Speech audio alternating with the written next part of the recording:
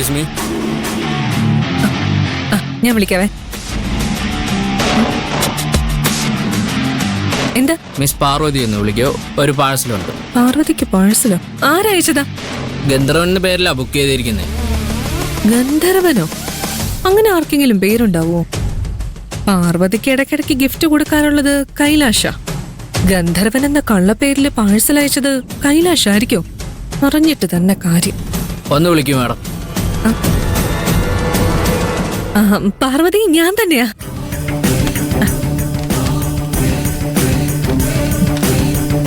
ഇവിടെ ഒന്ന് സൈൻ ചെയ്യൂ.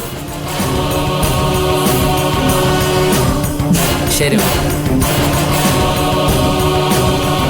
നല്ല വെയിറ്റ് ഉണ്ടല്ലോ. എന്തായിരിക്കും? നോക്കാം.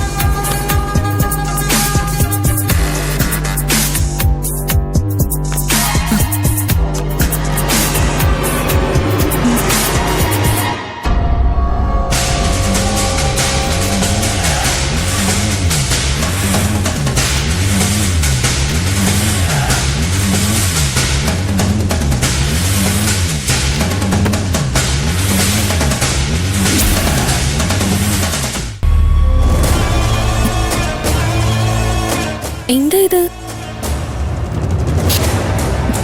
എന്തോ മരുന്നാണെന്ന് തോന്നുന്നു. ഒരു തൈലത്തിന്റെ മണം. കാമുകിക്ക് കൊടുക്കാൻ പറ്റിയ പ്രണയ സമ്മാനം.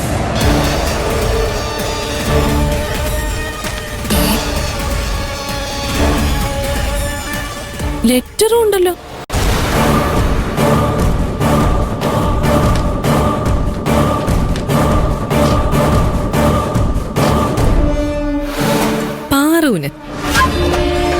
ആദ്യം തന്നെ എനിക്ക് നിന്നോട് പറയാനുള്ളത് സോറിയാണ്. നിന്റെ ഗന്ധർവൻ ഞാനാണെന്ന് നിന്നോട് പറയാൻ പലവട്ടം ഞാൻ ശ്രമിച്ചു. പക്ഷേ ഓരോ കാരണങ്ങൾ കൊണ്ട് എനിക്കത് നിന്നോട് പറയാൻ കഴിഞ്ഞില്ല.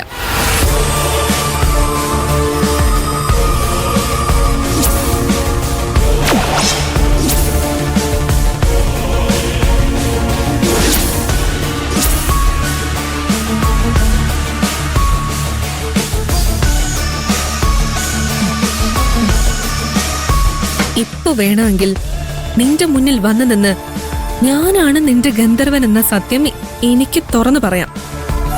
പക്ഷേ വയ്യാതെ തളർന്നിരിക്കുന്ന നിന്റെ മുഖത്ത് നോക്കി അത് പറയാൻ ഞാൻ ആഗ്രഹിക്കുന്നില്ല.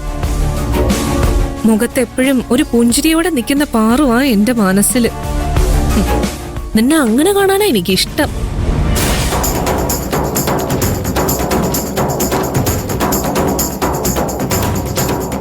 കാരണം നിനക്ക് വേദനിക്കുമ്പോ എനിക്ക് വേദനിക്കും. നീ കരയുമ്പോ എന്റെ കണ്ണും നിറയും. ഇത് കൈലാഷ് എഴുതിയത് തന്നെയാണോ? അവൻ UK-ലൊക്കെ പഠിച്ചതല്ലേ, അതും MBA. അവൻ ഇത്രത്തോളം ഭയങ്കളിയാവാൻ പറ്റുമോ? നിന്റെ വേദന ശമിപ്പിക്കാനുള്ള ഒരു ഒറ്റമൂലി ഞാൻ ഈ എഴുത്തിന്റെ കൂടെ വെക്കുന്നു. ഈ തൈലത്തിന്റെ ചേരുവകളിലൊന്ന് എന്റെ സ്നേഹവാ. എന്റെ പ്രാർത്ഥനകളാണ് മറ്റൊരു ചേരുവ. ഇത് നിന്റെ വേദനകളെ ഇല്ലാതാക്കും. ഇത്രയും തരംതാണ് ഒരു ലവ് ലെറ്റർ എഴുതാൻ കൈലാഷിന് മനസ്സ് വരുമോ? ഇതിന്റെ സത്യാവസ്ഥ അറിയാൻ എന്താ ഒരു വഴി?